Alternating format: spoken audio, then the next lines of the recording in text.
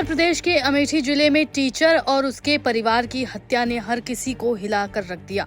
अब इस मामले में नया अपडेट है कि हत्या के मुख्य आरोपी चंदन को गिरफ्तार कर लिया गया है। पुलिस ने बीती रात आरोपी चंदन वर्मा को हिरासत में ले लिया। मामले में आगे पूछताछ की जा रही है।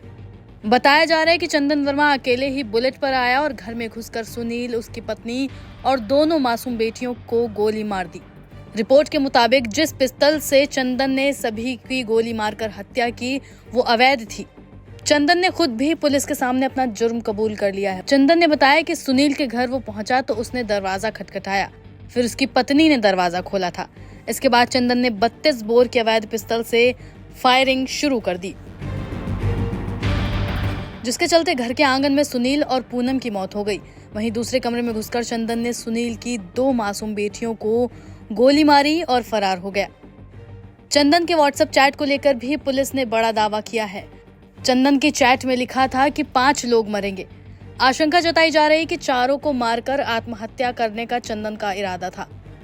सुनील के पिता और सास ने लगाया था छेड़छाड़ का आरोप। मृतक सुनील के पिता ने चंदन के खिलाफ नामजद FIR दर्ज कराई है। सुनील की सास ने भी चंदन पर ही हत्या का आरोप लगाया था। उन्होंने कहा कि चंदन उनकी बेटी की हत्या करने की धमकी देता था, क्योंकि उनकी बेटी ने चंदन के खिलाफ छेड़छाड़ का मामला दर्ज कराया था और चंदन गांव के लोगों से उनकी बेटी की हत्या करने की धमकी देता था। चंदन छेड़छाड़ के मामले को रफा दफा करने का दबाव बना रहा था। जब इसी मामले में वो जेल गया तो उसने हत्या की धमकी दी थी कि वो इस केस का बदला जरूर लेगा। हालांकि चंदन को हिरासत में लेने के बाद और भी कई अन्य दावे किए जा रहे हैं। पूछताछ के हवाले से खबर आई है कि सुनील की पत्नी और आरोपी चंदन के बीच अफेयर चल रहा था। इस घटना के वक्त आसपास जितने लोग मौजूद थे उन्होंने मीडिया से भी बात की।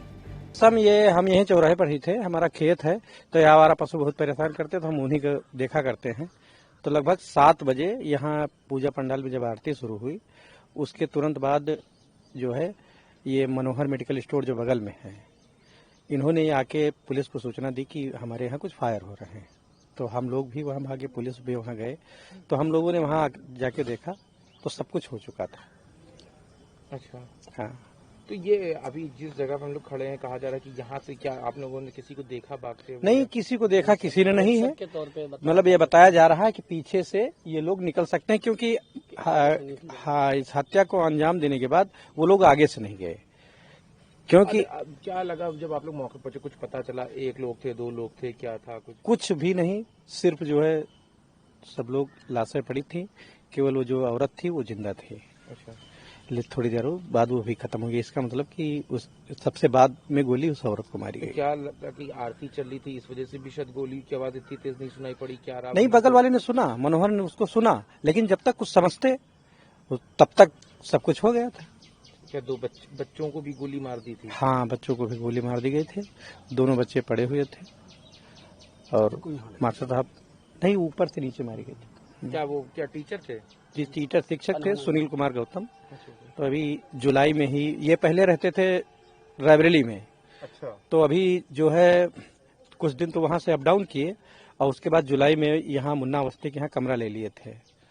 तो यहाँ से जाते थे। तो यहाँ से मुश्किल से कंपोजिट विद्यालय पनहौना की दूरी 1 किलोमीटर है।